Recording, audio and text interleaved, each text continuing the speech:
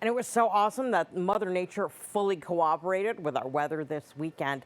As we take a look this evening down the bay, we can see as far as we need to. We do have ample sunshine, and we're coming off a daytime high of 80. I wanted to point out the visibilities, even though I know we have sun, but you'll notice there are pockets where we are finding reduced visibilities. Not by a lot, but it is noticeable. And that is attributed to Canadian wildfire smoke. And in fact, our smoke tracker right now has the thickest of the stuff, at least in the continental U.S., more towards the state of Maine and the northernmost portions of northern New England. But as we go to tonight into tomorrow, we're going to see it begin to drop into southern New England.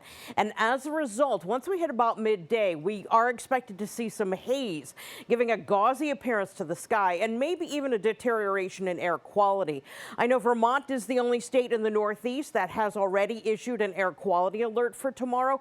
It has not been issued for anywhere else, but it is something we're definitely going to be keeping an eye on because honestly, it wouldn't surprise me if we did. So our temperatures are now down into the 70s. We're at 71 right now in Newport. We've got 75 in Smithfield, in addition to what we've got here downtown, 76 in Taunton, 73 currently in Westerly. And our dew points are in the 50s for the most part. Super nice and comfortable out there.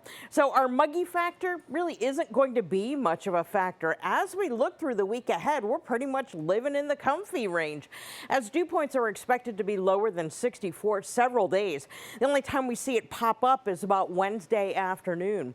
And our winds right now lining up, moving in air from the south. It tends to be a milder wind direction for us in southern New England.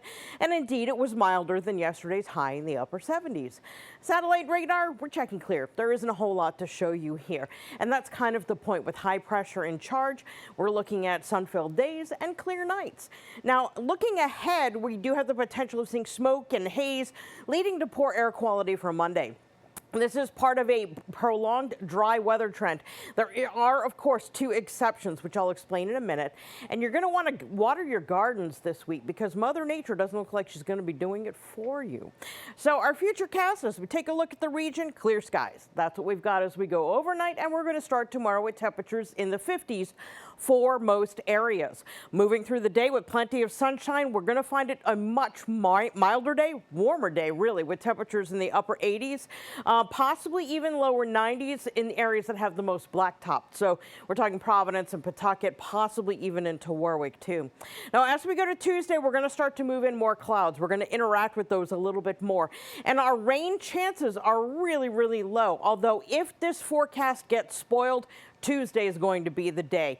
As of now, it has a minimal chance of picking up any shower activity, but there is a model that is going for, well, hinting really, that we could pop up a shower late in the day. So stay tuned. That could change. Tuesday would be the day. Our tropical outlook is doing something. Three things, actually. This area of low pressure has a 20% chance of developing into something tropical in the next 7 days. This one's got a 40% chance, but this one here has a 70% chance. Now, if it does, it gets the next name on the list, which is Dexter. And by the way, it is expected to remain well south of us, not impacting us in any way. But as we finish the weekend, there is the chance we could hear from the 40% one.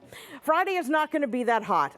It's going to be 80, not 81, 80, but you get the idea. Temperatures are going to be running seasonal for most of the week ahead. Ian?